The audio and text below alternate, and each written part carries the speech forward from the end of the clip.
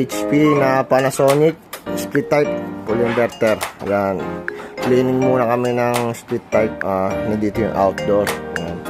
Mamaya dyan ako sa likod. Dito sa paring ka. Yan, habang nasa indoor ang partner ko dyan, dito ako sa outdoor. Ako nabibira ng outdoor para isang linisan na lang kami. Siya sa indoor, ako sa outdoor. Ayan, yan nga pala yung nililinis namin na Panasonic na split type. Yan yung ako nagbabakla sa makitid na bubong na yan. Second floor po pala yung house na yan, kaya ganyan po kakitid yung dinadaanan ko. Tapos yan, baba na po yan sa may gilid na yan. Yan, nilabas ko na yung mga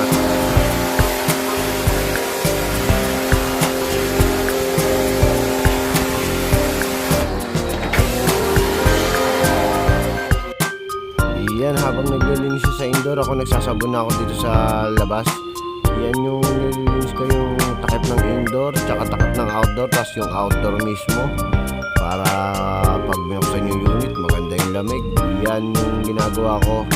Yan yung process namin kung paano mag-cleaning. Ganyan lang naman po lagi pagka mag-cleaning kami. Binabakas po namin lahat para sure na wala po kaming ma-damage na iba.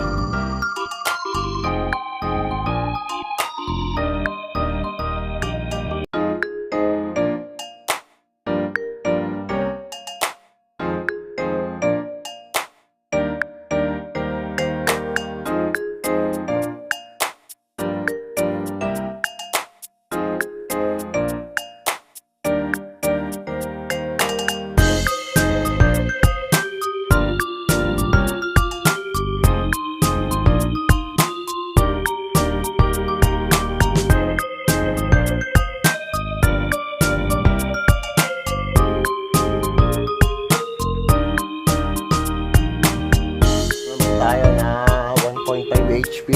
Yan, digital inverter. Check muna namin, paganahin muna bago namin i-cleaning. Yan, yun yung ginagawa namin. Yung parang ko nasa kabila, binubuo na yung Panasonic. Ito, binubuo niya na yung Panasonic na 2 HP. Tapos na namin linisin niya, babalik na sa dati. Kalayan po, binubuo niya na yung indoor ng Panasonic na 2 HP. Ayun sa akin sa outdoor, buo na. Ito na lang nintay namin ito sa paring kailangan. Si partner Cal, seryosong seryoso.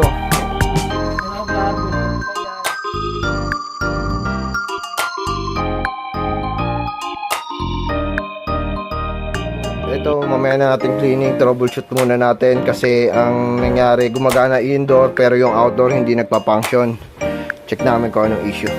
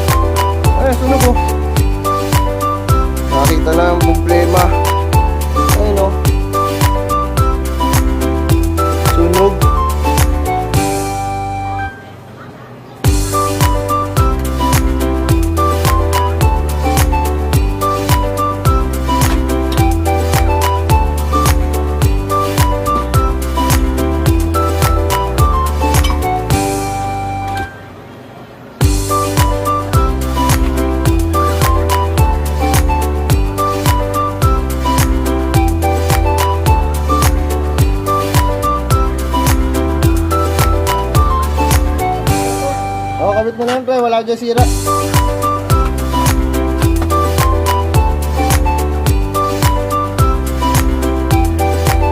Nakita ko na yung sira, pre. Ako na yung sira ng unit nila, ma'am. Ito, putok na yung capacitor, dalawa. Tapos yan, ayun yung sira niya.